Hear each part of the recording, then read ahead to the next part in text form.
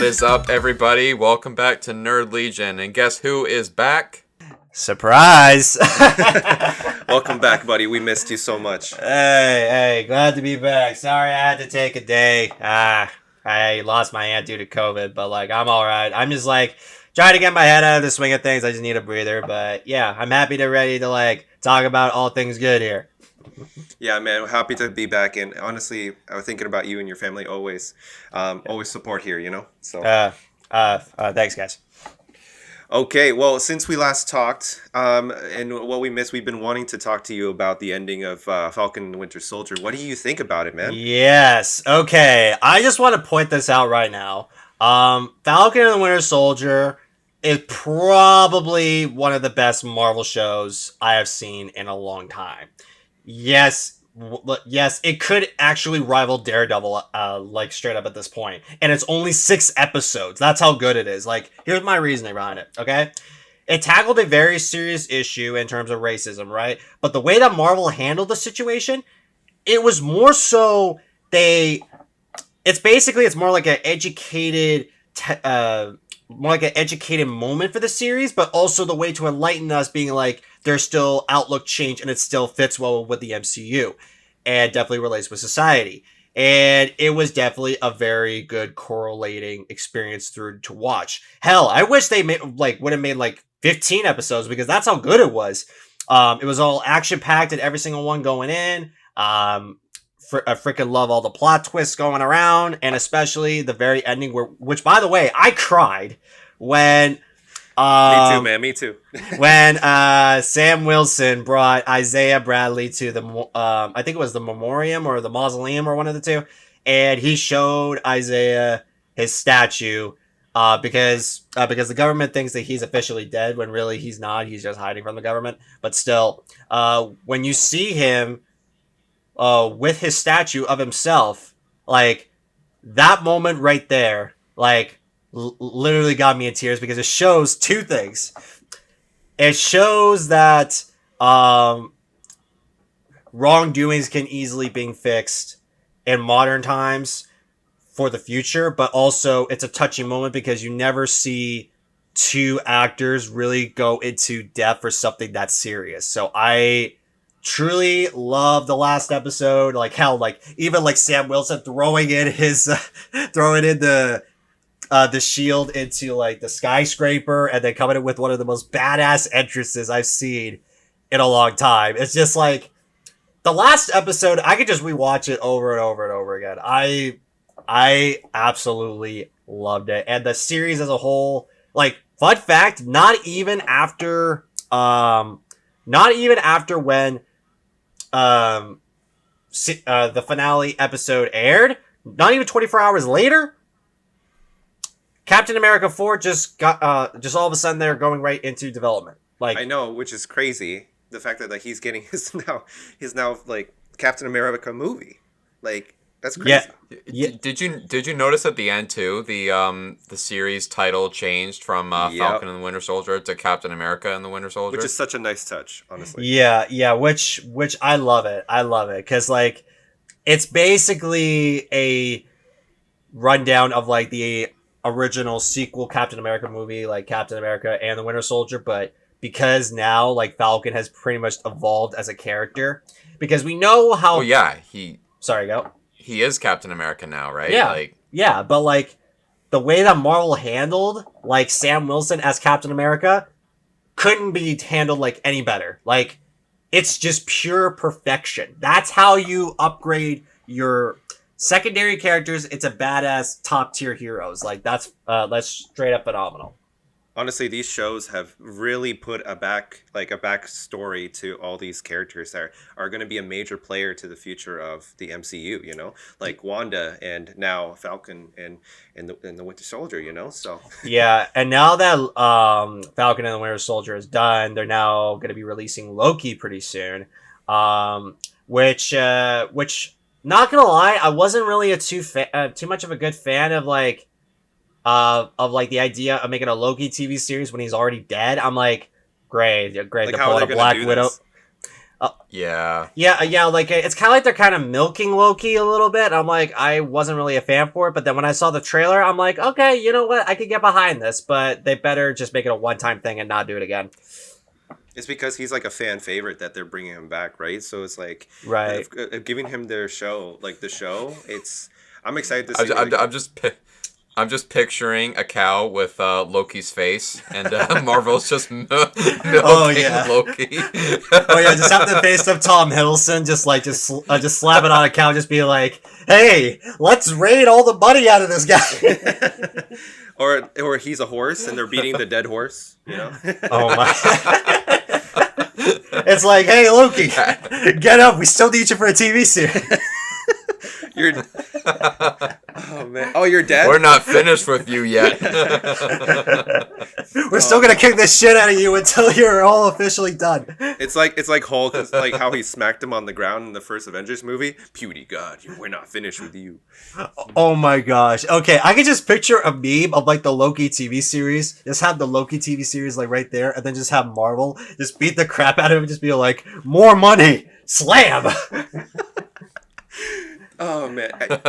Look, with everything that was going on with that show, there's so much that is to come. He's going to be going to different multiverses, obviously, to like different timelines, and he's supposed to fix it all, apparently. So yeah, and that's where Phase 4 is going to come into play. Since like we noticed that like Marvel just recently dropped the Phase 4 real trailer. Not gonna lie, that gave me chills. Yeah, I was like, okay, so you know the music. Oh geez, I kind of slurred my words there.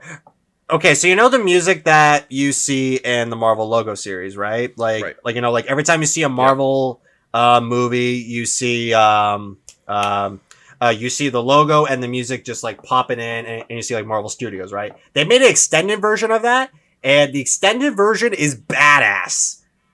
I was like, okay, Phase 4 already got me sold. Like, I'm gonna give down a rundown list of like every single thing that's coming out. As far as the movie standpoint, because the TV series are just focusing on Loki, and then afterwards, What If is going to be airing in the summertime, I think. I could be wrong. But yeah, so let me just go down the list real quick. So Black Widow is coming out July 2021, which is basically going to take place between after Captain America Civil War and before Avengers Endgame, which I was dying to see a Black Widow movie for a long time. Long time coming. Yeah, but like it's long overdue. She's already dead, but it's like Kevin Feige really wanted a Black Widow movie, so they were just like, okay, let's just throw her in there just for milking out the last little bit of Natasha Romanoff. So who knows? She may return in the future MCU. Like we have no idea what they're going to do with that movie, right? So yeah. But the thing is that she's already dead in the after Endgame. But like I noticed in the Loki trailer though, like, and I remember you showing me this, Jose, that there is a glimpse of Scarlett Johansson as Black Widow with like the red back hair. Like I'm not quite sure if you guys see it. Like if you look back at the Loki trailer, the first one that got released. If you check the time frame at like 2:02, and if you just pause right there, you see a little glimpse of Black Widow's hair. Oh, what looks like her. Or what looks like Black Widow's hair. Like who else would have that kind of hairstyle in the MCU, but then all of a sudden have that right there? Like, oh gosh, and that's in the scene, right? If you analyze that trailer, it looks like Loki goes back to a dystopian future where the Earth is like destroyed, and like you see this purple energy. So it looks like it may have been destroyed by the Power Stone, or whatnot, the Earth. So and maybe this is like a nightmare scene. We don't know, right? It could be in like another future that Black Widow is just all by herself. Who knows, right? Right. It's possible. Right, so next up would be Shang Chi and the Legend of the Ten Rings. I saw the trailer got released out. It's not too bad. I'm really hoping they do Mandarin justice after they fucked him over in Iron Man 3. That was horrible. I'm an actor. So is it supposed to be the same Mandarin from Iron Man 3? That's what that's what everyone's hoping. I don't know if Killian is supposed to return as the Mandarin, or they're gonna put in a new Mandarin. But Oh, guys, no, definitely what? a new Mandarin. It's a different guy now. Okay, so this. Oh, okay. Okay, so let me just put in my 2 cents here, right? So if that's the case, why in Iron Man 3 did they decide to make a fake Mandarin, which was perfectly a good reason if they decided to go at it this route for Shang-Chi? But why would they do that in a Marvel shorts before, like, they stopped doing Marvel shorts now. But before, when they did that, they released a Marvel short called All Hail the King.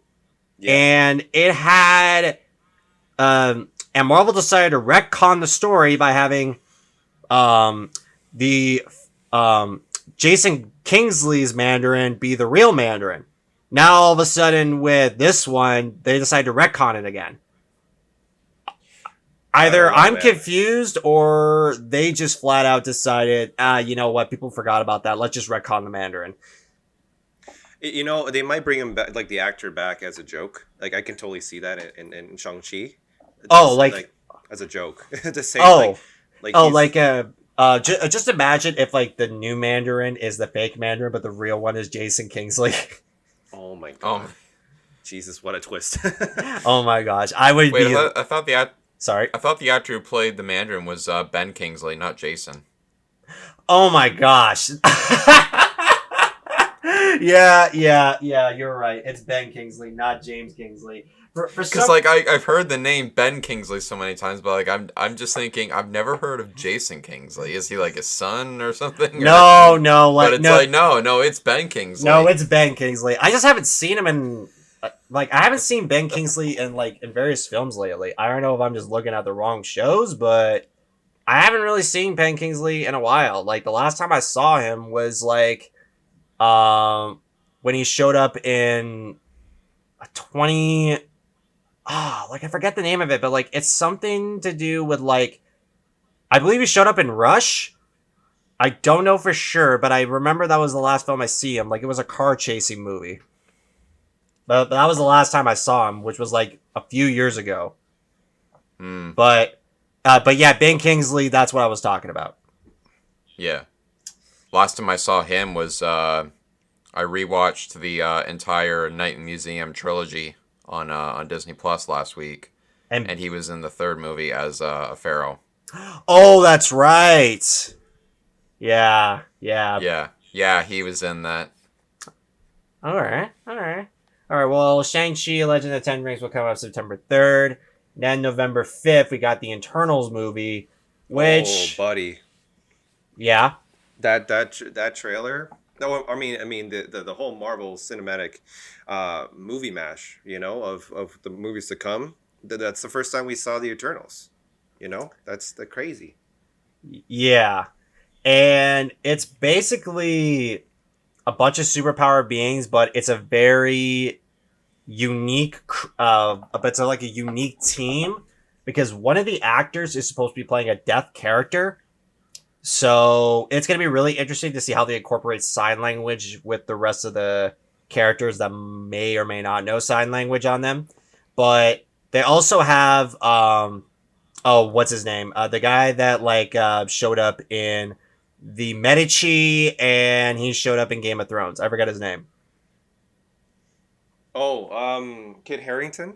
Yeah, him. I'm curious to see how well he would do in the MCU. I forget what character he's gonna be. It's something Knight. I thought it was Black Knight or something. Oh, Black. Yeah, Black Knight. Hold up. Let me get the Eternals up. No, it's very exciting the fact that the Eternals have been shown in the official MCU Phase 4 trailer, and seeing we only saw little snippets, but I'm excited. Right? Apparently, it's supposed to be in the same level of strength as Thanos. Right? They're just the opposite of him. Right. Okay. Because anyways, yep. Yeah. So there's that. Then there's this one, which is probably the most anticipating one of the end of the year. December 17, 2021, Spider-Man: No Way Home. That one is probably the most that movie I'm excited for. Yeah. That's the most. That's the word I'm looking for. The most anticipated film of the year, and the one I'm actually looking forward to the most because Same. because you want to know who's coming back? The two previous iterations of Spider-Man with Tobey Maguire in 2002 Spider-Man and Andrew Garfield as the Amazing Spider-Man before Sony decided to fuck it up. Well, I gotta pump the brakes a little bit. See, here's the thing. I don't know if we know yet. I know that I know what was it?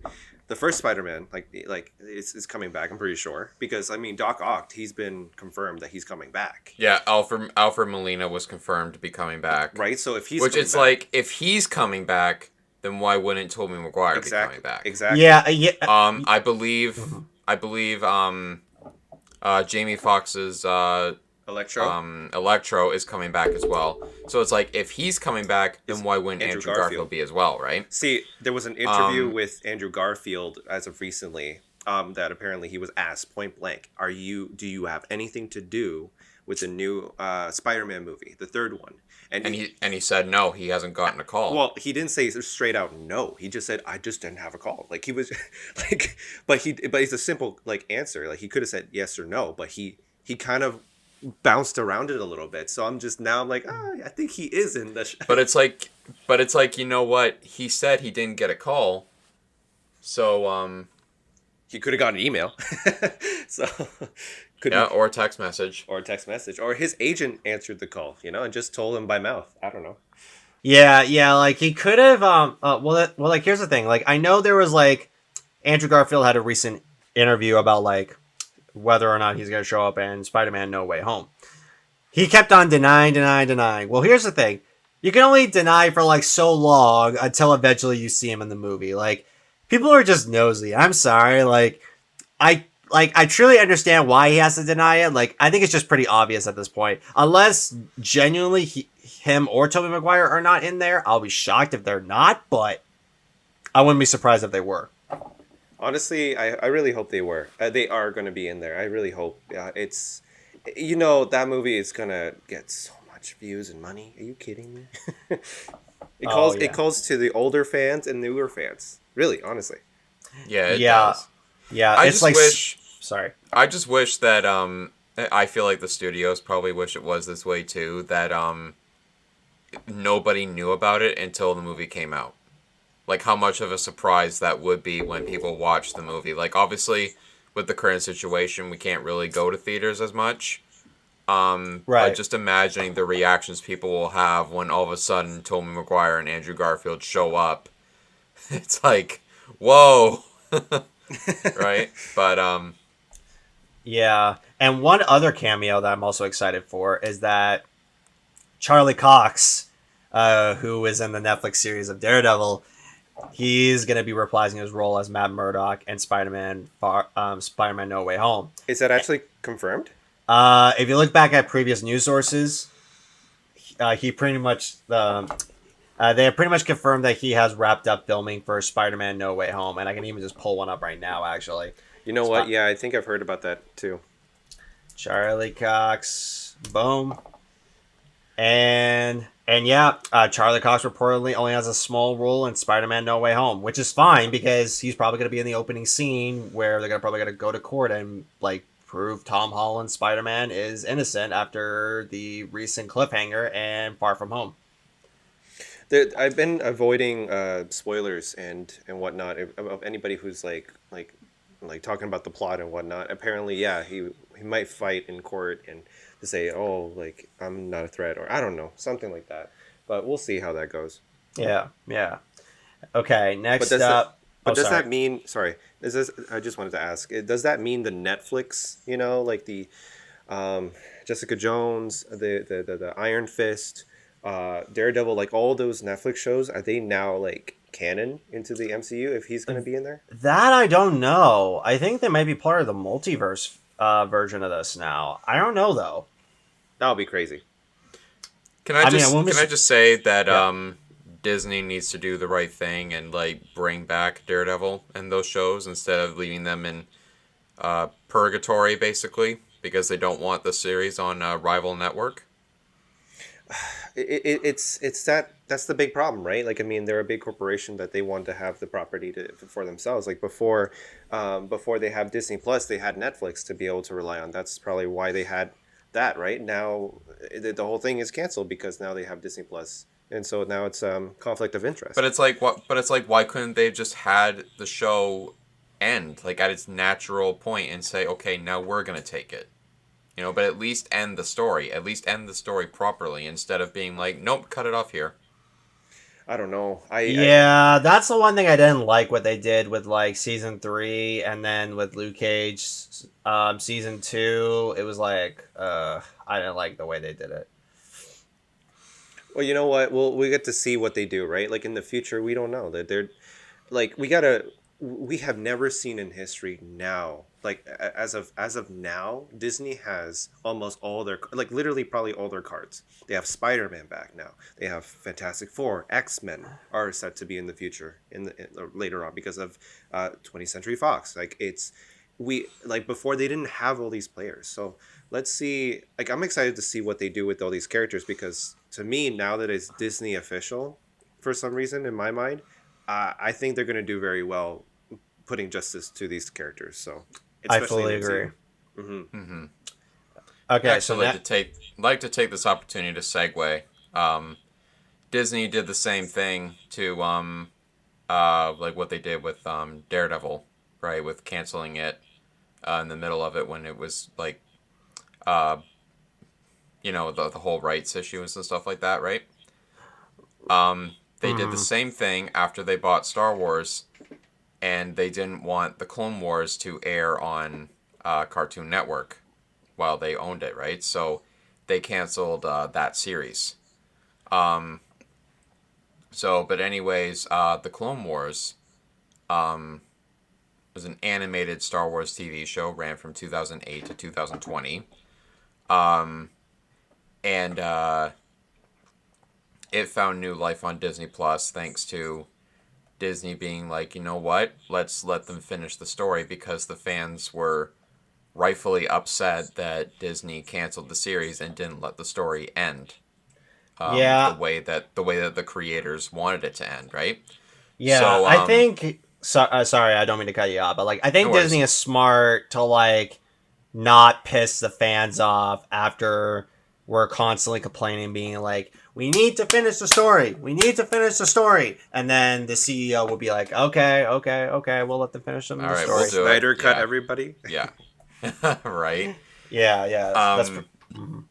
But yeah, anyways, segue. So there's a new show called Star Wars: The Bad Batch that is a sequel series to the Clone Wars, and I know you guys haven't really checked it out yet, but what was I gonna say? I I know will. you Like I guys mean, it haven't looks checked. badass. Yeah, and so far it's gone to a really good start. Mm-hmm. One thing that the Clone Wars series was good at was taking all the clones who are clones of one man, Jango Fett, who's a notorious bounty hunter, and they gave them all different personalities and like traits that separated them individually from one another, and made you really, by the end of the Clone Wars series, made you really feel for them, Right. because they were stuck in this war that was orchestrated by one man, Palpatine, to destroy all the Jedi and take over the galaxy. And Right. it really highlighted the pointlessness of the war. So basically, at the end of the war, Palpatine becomes the main like Sith Lord. Like he is the main Sith Lord all the time. It's just nobody knew, and he executes Order 66. Think of Order 66 as like a more focused, like on like a direct annihilation, kind of like the Thanos snap, except it's targeted towards one group, and instead of taking out half, it takes out them all. Ah. Palpatine Okay. was a dictator, and he really wanted to conquer and the galaxy. You know, Yeah, so and he did. he did. He was brilliant. He played both sides of the war the whole time, and nobody saw it coming. The fact that they're doing this with the Bad Batch and showing the sort of the aftermath, you know, the consequences of that war, Yeah, honestly, that's brilliant. For Disney Yeah. to do that, that's So brilliant. to explain to Josh a little bit too, the Bad Batch are a group of clones, like defective clones, that had desirable mutations. So they weren't part of like the main battalion of clones that actually took part in the war. Mm-hmm. But they were like a specialized force of troops that were only used in like desperate circumstances. So this whole aftermath that Jose is referring to is the end of the war, and the Bad Batch are still around, and they're hearing about Order 66, but none of them except one actually know what's going on. Ah.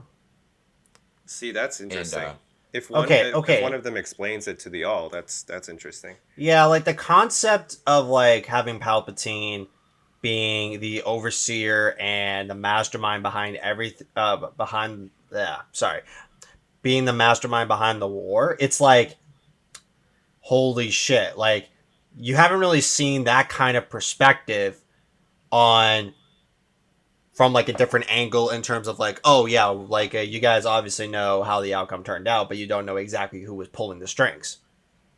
In a way, there's barely any movies out there that where the bad guy wins, and the fact that we get like a trilogy of how brilliant Palpatine was behind the shadows, like Nathan said, playing both sides, and then in winning, and that's crazy. And then we see, the like the trilogy with the Luke Skywalker and how that continued and how it took a Darth Vader like loving his son to like basically to sacrifice destroy himself. him, right? Yeah, to destroy him. And it's basically what we're seeing with these series now is taking what the prequel trilogy did and refining it, because the prequels had this problem where they had good ideas, they just had flawed execution. Yeah, you see, that's the thing with like films nowadays and franchises. Like, like like I'm using this as example with like with Star Wars, right? I consider the Star Wars series similar to the Mortal Kombat series, and here's why. Because with Mortal Kombat you have like very iconic characters, but the storytelling is shit. That's pretty much what I saw with Star Wars is that you actually have iconic characters, but the storytelling could have been used a lot of work. And there's could have been a lot of fine tuning in like certain points, right? So that's how I view it. But I know that if they were to like do some fine tuning towards every single thing that they noticed in the problems of like the prequel series and also the main series as well. So like when you have the first six films, um, obviously the main films that showed up were four, five, and six, and those Yeah. were like and that was like the iconic trilogy, right? Then you have the Yep. prequel trilogy that almost ruined the franchise, but they had like somewhat, they had some good ideas. It's just it could have been written better. So I don't think Star Yeah. Wars the franchise in terms of like the character wise, similar to Mortal Kombat, is necessarily on the bad side. I just think that the storytelling could have easily been written better by fans. Honestly, I kind of agree in a sense because, but I think Disney recognizes that there might be some plot holes, and that's why we have now Rogue One, a Star Wars story, as a filler like movie, to show another side of the war. Now we have the Bad Batch. And it seems like they're going to do even more, side stories of Hmm. other things to explain what happened during certain times. I think Nathan, you wanted to see some plot holes filled out too, right? Yeah, some things here and there. Um, Going back to the issues of like the prequel trilogy's like creative decisions. Mm-hmm. Basically,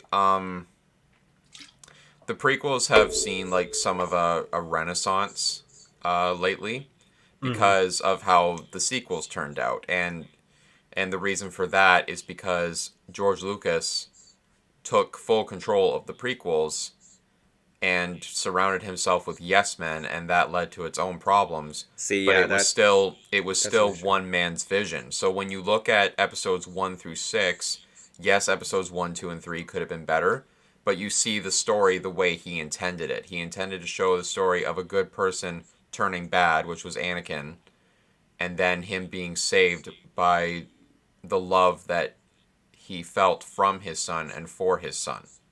So it's basically a story of a good man turning evil and then being redeemed.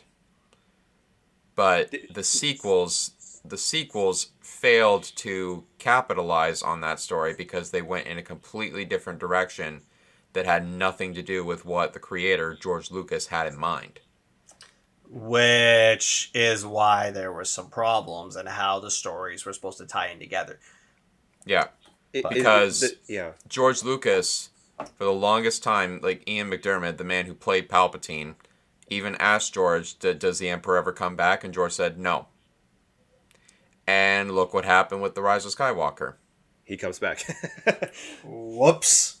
I guess he clones himself, right? I don't know, something like that. He was just retroactively retconned into that movie because they had no plan at all for that trilogy. So it's like Thanos. It's like Thanos being killed off in Endgame and then randomly showing up in the next movie being like, "What's up, guys?" But no explanation. Like, it's so stupid. Like, you don't kill off a character. You don't use a character that was previously killed off again with no explanation. You would think they would have sensed him in the Force. Would you think? I don't know. Right? We're talking about one of the most powerful like dark side users. Yeah. Of all the galaxy. So you would have thought. So, but yeah. But anyways, with I think they're realizing now, like, the sequel trilogy failed, so now they're trying other things to appease the fans. Basically, they gave us the 7th season of the Clone Wars, they gave us the Mandalorian, and now they're giving us the Bad Batch. So which are all great stories. Yeah, but I think they're realizing that Jon Favreau and Dave Filoni know how to handle Star Wars in a way that satisfies the fans but also gives the series good stories, so it's like they need to be the ones being in charge. But I just think it's so funny that Jon Favreau kickstarted the MCU and now he's fixing Star Wars' mess. Oh my god. Oh my gosh. Like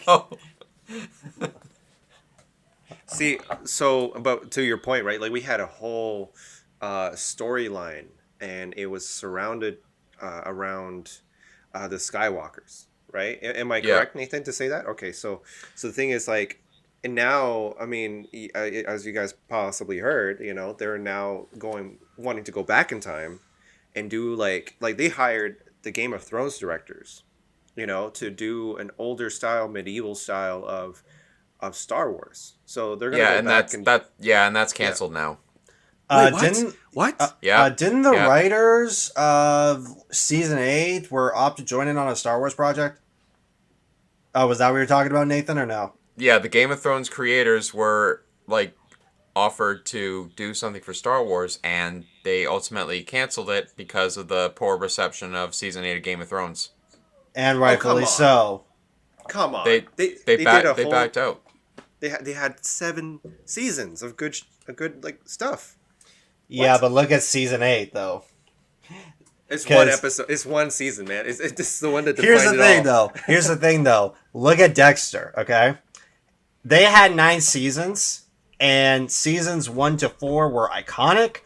5 to 7 were meh, and then 8 and 9 were trash. Were meh. But no, like, it just, I can understand to a degree like why the Game of Thrones creators like backed out, because the Star Wars fandom, oh boy, do I even need to begin with saying like how bad the comment sections can get on social media? I can imagine. I bet. Like, especially when it is insane. Oh, like especially you cannot dare have a differing opinion. Like you can't dare say that unless you say that the sequels suck, which more often than not you're going to get people agreeing with you. If you even dare say nowadays that the prequels suck, or God forbid you say that the originals suck, oh my God, you're going to get so much hate. It's absolutely unreal. The fandom with Star Wars is huge. It is. That is why... Huge, very diverse, and very, very wide range of opinions. Right. Very wide range of opinions. Which is why, like, I don't... I'm not really the kind of person that, like, likes to get into Star Wars, because one of the main reasons why is because of the fandom. Because I just, like... If I have a different opinion towards... if I have a totally different opinion, being like, oh, hey, you know what, like, I think the writing sucks or something like that, I'm gonna get I'm gonna get like ripped apart. You know what I mean? Like, you will get drawn and quartered. Bet. Like you're probably gonna get it here. I'm sorry, buddy. Good to know you. but no, it's another reason why I recommended to you The Mandalorian, Josh, because it's separate enough from the main story that you don't have to watch anything that came before to understand the show. It's almost completely separate from everything else. Yeah, and that's when... The second season has a lot of fan service, so you might not understand some of those things if you do actually get around to watching it. Right. But I appreciate The Mandalorian a lot for not being too connected with that, because then people who are casual TV watchers can get into it too, right? Right. And I remember when you showed me The Force Awakens, it was just like it's completely it's like it's completely own movie, but I just like, and again, like I'm just gonna put this out there that The Force Awakens, I think, like, you know, and I remember you and I were both in the theaters, and you discussed with me that they played it safe, like they didn't want to rock the boat. I 100% saw it, but also I could see where, like, there were so many different ways they could go with the story, and then when I saw the sequel, I was like, okay, this is not for me. Like, they completely butchered so many different directions they could have gone with The Force Awakens, and that's why I was like, no, like, that's not really for me. Like, I knew that, like, the spin-off series, like The Mandalorian and The Bad Batch, looked promising. Yeah. So that's why I'm kind of, like, optimistic, being like, okay, you know what? Maybe the spin-offs are better than the franchise itself. I don't know for sure. But they're better than the sequels. They are far better than the sequel trilogy, that's for sure. Oh, well, there you go. So there's that. As for whether they're better than the original trilogy, I mean, that's remaining to be seen, because basically the fandom looks through the original trilogy with rose-tinted glasses. Right. You know, it's like those movies can do no wrong, which they're not perfect movies. They're very well done movies, and they've stood the test of time. Oh, absolutely. Absolutely. But it's another thing that I want to say about the fandom is that almost every comment section I see nowadays either has these hashtags, right, that either say I stand with Cara Dune, or like bring back Gina Carano, or fire Kathleen Kennedy. Where it's like, wow, Kathleen Kennedy is the head of Lucasfilm, which she has nothing to do with the series development. So it's like, what would her being fired have anything to do with the overall quality of these new shows that are coming out, which are good shows? That's like firing the CEO of Warner Brothers, even though that has nothing to do with DC. Well, technically, I take that back. Because Warner Brothers is having way too much problems with DC. So never mind, I take that back. Well, we'll get to that. Oh, I promise. We'll rip them. I know. Yeah. Well, it's actually a good segue, to be honest. But yeah, the last thing I'll say with that is that, like, honestly, I don't care if Kathleen Kennedy gets fired or not. It doesn't matter to me. I just want good Star Wars. I just want good content to watch. I don't care. That's what I care about. Fired. I don't. I really don't. I love it. I love it. I don't. It doesn't matter to me. She has nothing to do with the series itself, really. She just approves the series happening, and then the people in charge of that go to work. Basically, she's the head of Lucasfilm. She says, "Yeah, I approve this," or "No, I don't approve this." So her getting fired means absolutely nothing to me. So every time I see that comment from somebody, I'm just like, just stop. Just please stop. Go find something else to do, please. Right. See, if we look at the properties of what Disney has, I really like Marvel. They know a direction that they're going. They know. They have the source material with the comics. They know the direction that they want to go. With Star Wars, it's a little bit harder. They have source material as well from the past with comics as well, but they just need to come up with plans before they do things. Exactly. But That's the main issue with the sequel trilogy, because Disney was like, we want to make back our investment, which I understand, but it's like George Lucas handed you a trilogy. Yeah, exactly. An outline. He handed them an outline. Why didn't you just take it and make money off of it? He practically gift wrapped you a trilogy. Do you think the Star Wars is kind of in this weird spot now, I guess, of figuring out where to go from here, or is it just because of like I would say it was like that in between. I can't even really say in between the time that The Mandalorian Episode 9 came out, because if we look at it like that, it was only a month. But I think before The Mandalorian came out and before Episode 9 came out, so we're talking like 2018, right? And because we didn't know about that show until it was announced. But I think they were in a weird spot trying to figure out where to go, because the trilogy was about to end, and they were trying to figure out like how do we keep the franchise going if we're ending the Skywalker saga. Right. So it's I think they realized that they needed to make something like The Mandalorian, and they needed The Mandalorian to be a success, because here they were launching Disney Plus, and they wanted a big thing like Star Wars to have a fantastic series to launch with their service, right? Well, I mean, maybe this is where numbers count, because what you're saying is that maybe they weren't sure of where to if it will be worth it. Like how would the fans receive it? Talking like going beyond the story of Skywalker. That's why we have movies like Rogue One, and now we have the Solo film, right? I totally forgot to mention that. Then we have the Bad Batch. I can't blame you. I can't blame you for forgetting to mention Solo, because Solo was pretty forgettable. Yeah, but like they're testing the waters. Like they're testing the waters to see like is this being received well by the audience and the fandom? Like, and clearly with Mandalorian, it did very well streaming wise. Oh yeah, like very well. There's so many, like everybody loves Baby Yoda, or what's the name? Grogu. Grogu, right? So I think we're gonna get a lot of hate in the comment section for even saying either name, but Baby Yoda. Oh no, Josh, they're sharpening the pitchforks. Oh shit. So, it's nice knowing you guys. Oh yeah, dipped. Look, Disney is a superpower in the media, right? And so it definitely, to be able to have these like Star Wars franchise, the Marvel franchise, they are huge. Like they're right.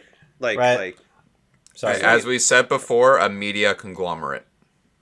Right. So I wanted to ask Nathan this. So do you believe that like the way the franchise with Star Wars is going, and do you think that they should reboot the franchise? No. No. And the reason why I say that is because I feel like when you say reboot the franchise, do you mean like reboot it from the beginning, or like reboot the failed sequel trilogy? I I meant like reboot the whole thing like entirely. Like, Like the with new reason why ideas. the reason why I say this is because when you look at like like when you look at the old films like 4, 5, and 6, like like you have an outline already there, but it's just like it could have been improved. So like you could always like so you can always like reboot the whole thing, just tell it the story in modern times, and see how well that goes, right? And if that doesn't work, then you could just reboot the prequels. But even then, like, the reason why I say that is because you already have a idea of how Star Wars is going to go. So why not take that inspiration and actually refresh the whole story so that way it's done right? That's my curious question. Like, if you believe that, like, if it's going fine the way it's going, it just needs to fix the plot holes. Okay, feel free, be my Well, guest.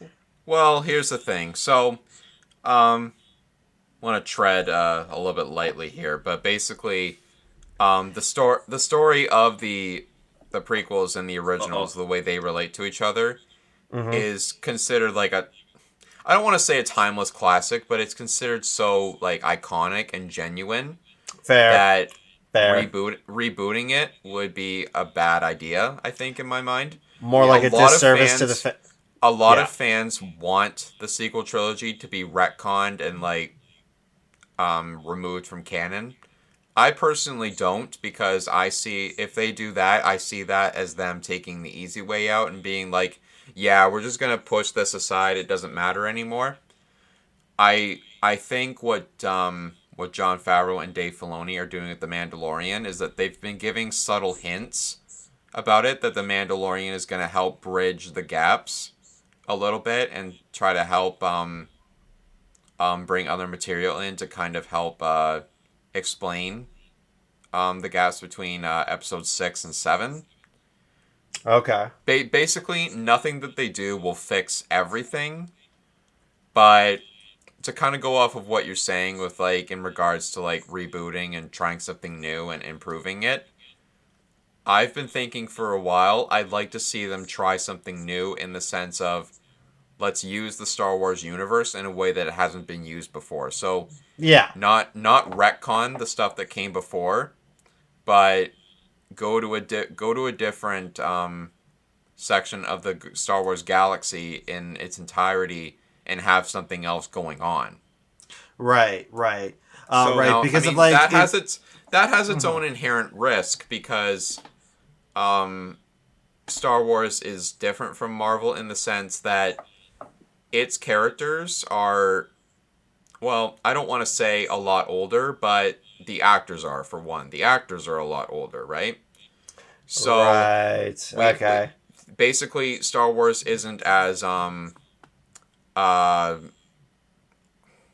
can I say crossoverable? Like its characters don't have the potential to cross over as much as the Marvel characters do, because the Marvel, it worked very well, right? Right. Right. Right. Because it was just written that way to have the characters meet and cross over to each other's movies and have their movies together. maybe that's what they're Um, trying to do. You know, with all these other franchises, like we're getting the book of Boba Fett in the future, yeah, right? Mm-hmm. Or and The I feel like that's Mandalorian what 3. I feel like that's what they're doing now, You are as right. well Right. with bringing the characters together. One thing that I actually will say, in regards to the book of Boba Fett, and with like relating to the Mandalorian and stuff, is that part of George Lucas's outline for the sequel trilogy was that he wanted to focus on the underworld of Star Wars, like the criminal Mm-hmm. underworld. Mm-hmm. And so, Jose, what he was actually going to do, what George Lucas wanted to do, was Hmm. he wanted to have Darth Maul be the leader of the underworld. So what I heard, I don't know. Correct me if I'm wrong. Because Ahsoka, isn't that another show that's like planned to Yes, come out as well? yeah, So that's also I've coming. right. So isn't Darth Maul supposed to come back as well in that show or one of the shows? Like they're planning to do that, no?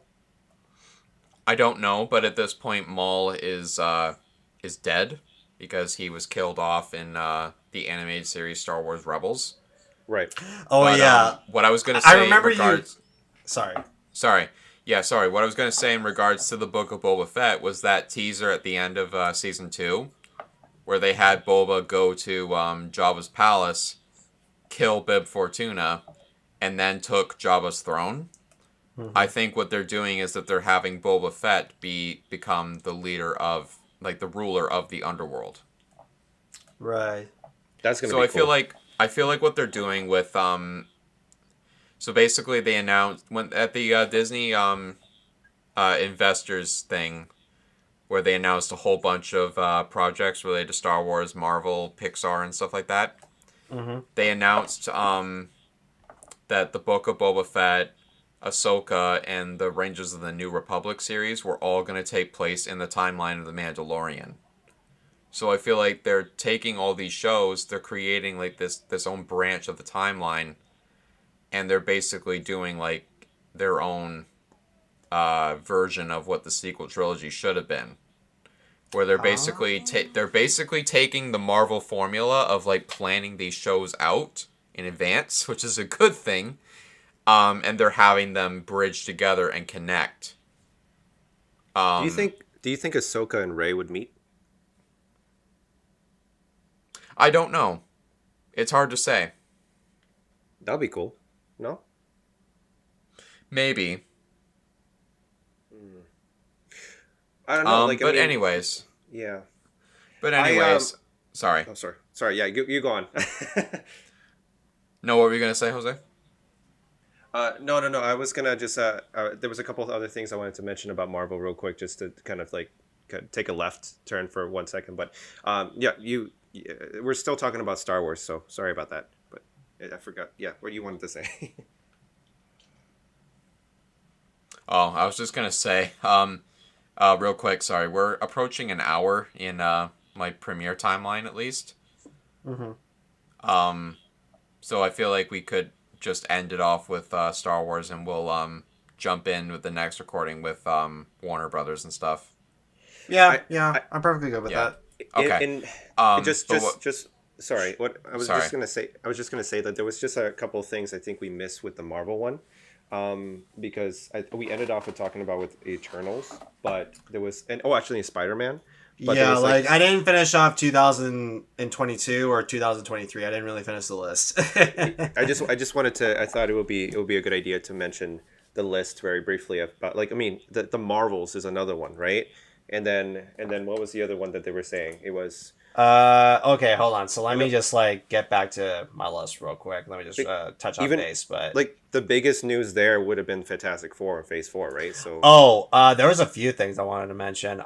So like, so to go back on finishing the list, there's like Doctor Strange in the Multiverse of Madness. That was when WandaVision, and Spider-Man: No Way Home all tied into the final like it has its own trilogy sequel. Like you see, like in the end of WandaVision, where like you see where you see like Wanda like opening up the multiverse to find her kids. But then that was when Doctor Strange was supposed to show up in the end scene, but they decided to cut it in the second draft. But I have a feeling they're gonna like start off with Doctor Strange in the Multiverse of Madness right after, I believe, Spider-Man: No Way Home, or in the Multiverse of Madness is probably how they're gonna start it. I don't know which way, but I know all three films have a tie-in in some capacity, yeah. so I'm very excited for that. Did you guys pick up on the Easter egg in that scene at the end of WandaVision? I did. yeah.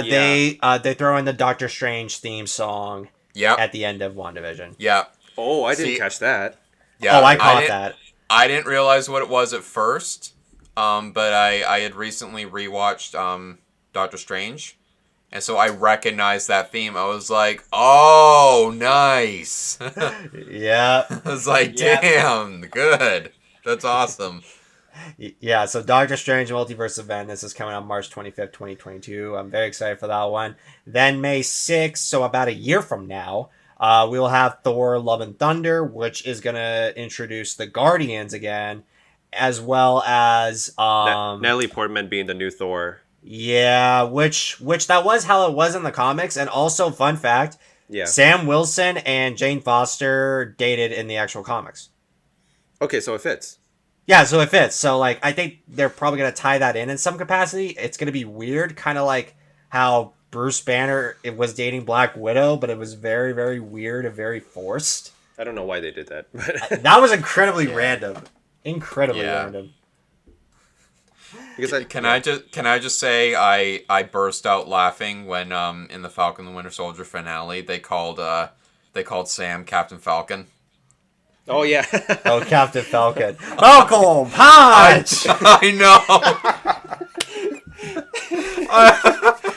I died when they said that. I'm like, are you serious? I mean, they could have easily just been like that would have been a perfect snipe bit with like all they had to do is like say, "Oh hi, Captain Falcon," and then you hear an arcade game, then you hear Captain Falcon in the background saying "Falcon punch." Like, Everybody, like I would die laughing if they actually did that. oh, can you imagine if they had gotten a cease and desist from Nintendo just for saying that? That would be worth like that would be worth every penny. Like Oh my Marvel is a God. billion-dollar corporation. Like they'll be fine to be like, oh hey, can we spend $2,000 just so we can have a 2 snippet of Captain Falcon saying Falcon Punch? Well, hey, like I mean, like Nathan, you already put down like already like a poster of like Falcon and then the Captain Falcon on top of him, like on the Yeah. on the shoulder. Like you, so like if anyone's hearing, I mean, hey, give credit. I think we started the meme. Okay, like Nathan started the meme. More No, we didn't start the meme. I definitely didn't start the meme, but We didn't catch it no, first. no. If you're watching this on YouTube, you'll see in the background there we've got Captain Falcon on Falcon's Captain America's shoulder there. So Oh my gosh! Just imagine the art designs with like Captain with the Captain Falcon suit on Sam Wilson. Oh my god, I am dead. All right. Next up, we have July 8th, which is a day after Jose's birthday. Keep notes. Black Panther, Wakanda Forever. Chadwick Boseman, rest in peace. So real quick, what I'll say is what I heard is the director's kind of doing a reinstallment of Wakanda. So where Wakanda is, where everybody is, and also Chadwick Boseman, his Black Panther, and what they've done with Wakanda and whatnot. So it's supposed to be. It sounds to me it's supposed to be like a proper goodbye. I don't know if is there gonna be a villain in there, but it sounds like it's gonna be a proper goodbye to the character and the actor itself. So Yeah, I mean, I don't know exactly which direction they're gonna go with that film. Like, I know originally with Black Panther, they had a lot of directions to go with it. Like, I even heard that they were gonna put Namor in there, and there were that was the teases. original plan. Yeah. Yeah, and then there were teases about like throwing in Storm, and then throwing the love interest right in there. But now with Chadwick Boseman now dead, it's like, well, shit. Now we're never gonna get that love story happen because that was like one of the most popular couples in the comics. So with that no longer being an option, it's like, well, shit. I was honestly hoping they were gonna like recast T'Challa, but Marvel's like, no, we're not gonna do that, and I'm like, I mean, Chadwick Boseman's only been in like 3 films. Can you at least just retcon it? Like I had no issues with like when they replaced Terrence Howard with Don Cheadle with Iron Man and Iron Man 2. But now it's like with Chadwick Boseman, like I get it, like they didn't want to piss anybody off, but it's like you're also pissing people off at the same time because it's like it's a huge chunk of future story now wasted. Well, we'll see what they do. Like I mean, yeah, Mhm. the future of Right.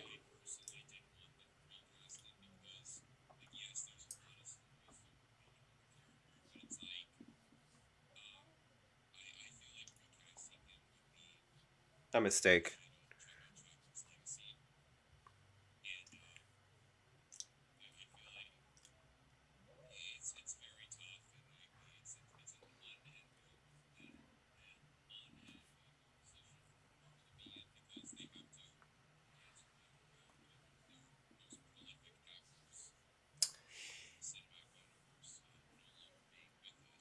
Mm-hmm.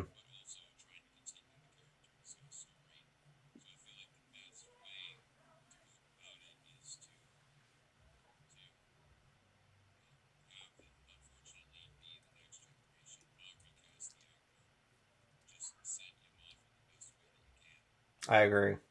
I See, agree. what I'll say is,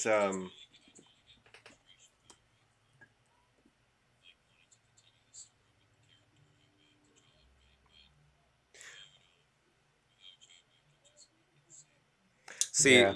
the director of Black Panther, Ryan Coogler, like he did the first Black Panther. He did amazing with that movie. So, and yes, there were reports that he had a really tough time writing the next story of Black Panther. So, but based on the rumors in Hollywood and what's going on, it sounds like Ryan has figured it out, and it sounds like he's doing it very respectfully, and I have a lot of faith in that director. He's the one that did the movie, I think, Bright, which was about a gay man in the hood, I believe, a gay black man. And so, like, I'm really excited to see what he does, and I have a lot of faith in the guy. So, Right.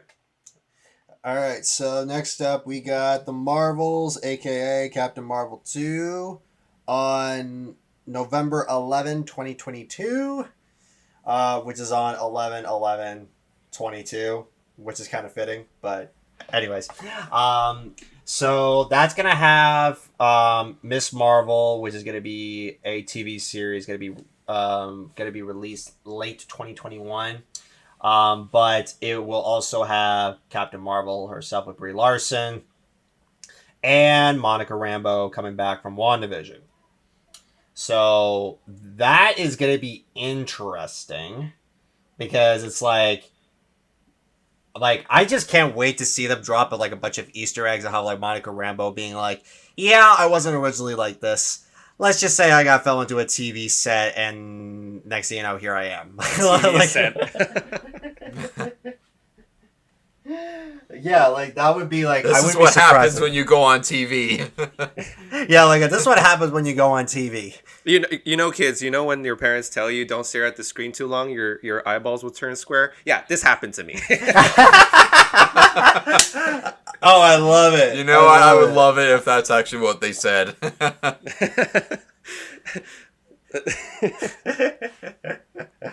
Look, I look with that movie, the Marvels. I'm excited for that one. Particularly, I think that's going to introduce furthermore about the scrolls. We'll see what happens there, but I think that's where we're going to get a lot of the storytelling with the scrolls and what's going to happen with them. So I'm excited for that. It's gonna be marvelous. Oh my god, cringe. I had to. We now have for February 17, 2023, we have Ant-Man and the Wasp and Quantumania, which is gonna bring back Jimmy Woo from like WandaVision. He better upgrade. He better upgrade from that card trick that he taught him. That, you know. Yeah, and also, who's that person in Witness Protection Program? Is it Quicksilver? Is it Ralph? We have no idea. We'll see what happens there. Yeah. No, so... you know what? That I just imagine them going through some stupid power that Jimmy Woo will have now with the card trick. Like he'll gain superpowers and become the Joker. Oh my goodness. Oh, man. You know, just to piss off DC fans. Oh my gosh. Oh man, I could just picture Jimmy Woo like just having this weird like clown face on him and then holding up a Joker card being like, so whose throat I have to slit this time? Why so serious? Yeah. Oh my god. Oh man, I like just imagine put that on Marvel's What If series. Oh, if Jimmy Woo was the Joker. Oh man. Do you want to get sued?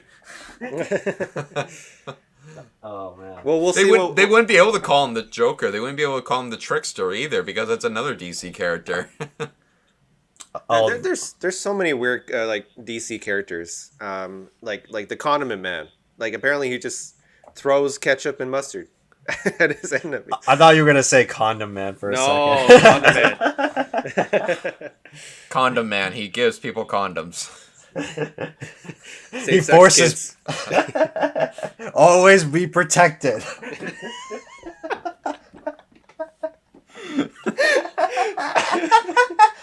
The greatest. Oh, the greatest hero of our generation. Oh my god. Oh man. Condom man. Oh man. Oh, don't you guys miss me? Oh Yeah. gosh. Yeah, we missed you, man. Okay. All right. Well, Quantumania. Ant-Man Quantumania. Don't know what's it about. I don't know. We'll wait for it. Don't care at the moment. Ant-Man condom mania. Oh man, that's it. That's it. Marvel, take notes. Change the title now. Anyways, to finish it up, we have two films left. May 5th, so 2 years after of this year, we have Guardians of the Galaxy Volume 3, which is going to be the last film of the Guardians of the Galaxy trilogy, and also David Bautista's last film as Drax. Oh no, for real? Yep. I think Yeah. they just released this. I think he just released a statement. Yeah, like a few he days confirmed. ago. Yeah. Oh shoot. Hey, oh god. I'm hoping he signs on to another contract. He's great. He's great as Drax. But we'll see. I know that they're supposed to look for Gamora. Yeah, like in Guardians of the Galaxy Volume 3, they're basically taking off of how Avengers Endgame left off with Thor and the Guardians looking for Gamora because they think she's still out there. But I think after that, they're probably going to let them go because the Guardians are mainly used for Thanos. That's it. We don't need to know about the Guardians any further than that. Like, hell, like originally they were going to do a Drax and Mantis spinoff, but it's like, why? Hey, it would have been funny. Yeah, like it would have been cringy funny, but it's like, like it's not. Okay, sorry, go. No, yeah, you were saying. I was interrupting you. No. Like I was just saying, like I find it kind of pointless, but I see why they're trying to go for it. Like I see it being like a 5-episode miniseries or maybe like a one shot kind of deal. But I mean, I honestly wish they would have done a love story with Mantis and Drax. I think that would have been funny as hell. That would have been interesting. I don't know, man. Like, I mean, with the future of Guardians of the Galaxy, there's a couple of things that we definitely have yet to see. We still have Adam to come, you know. Adam Warlock. Adam Warlock to come, and he most likely will probably come on the third movie. Gamora, what's the future with Gamora? Because they're trying to find her, right?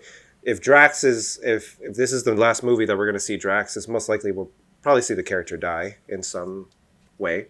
Mm-hmm. Which is terrible to say, but it might happen. It actually probably would happen. Yeah.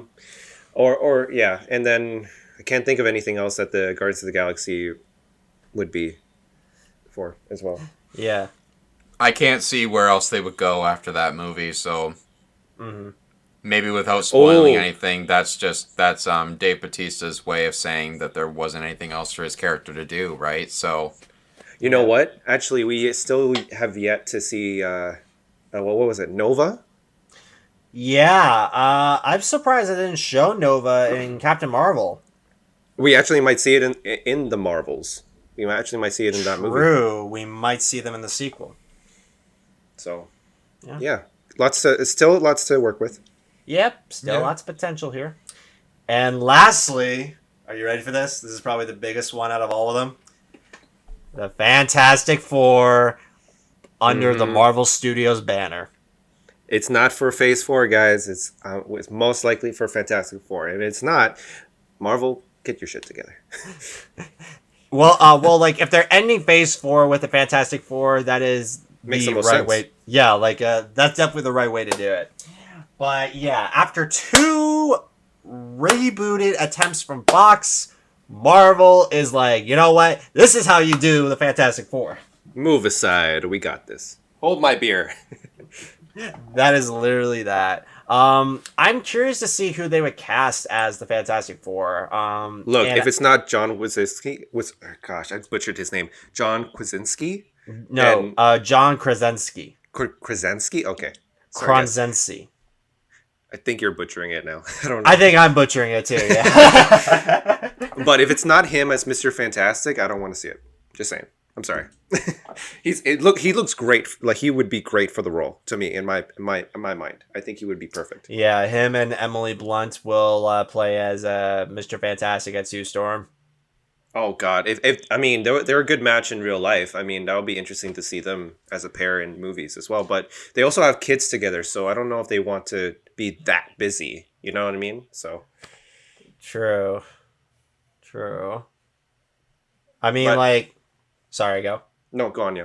No. Like, I'm honestly excited to see where the direction is going to go with the Fantastic Four. I wish Tony Stark was alive to see them because I could have see the intelligent conversations from the both of them, and then Tony Stark's funny quips on Reed Richard, and then he's gonna be like, "Oh fuck, okay." I wanted to mention this real quick.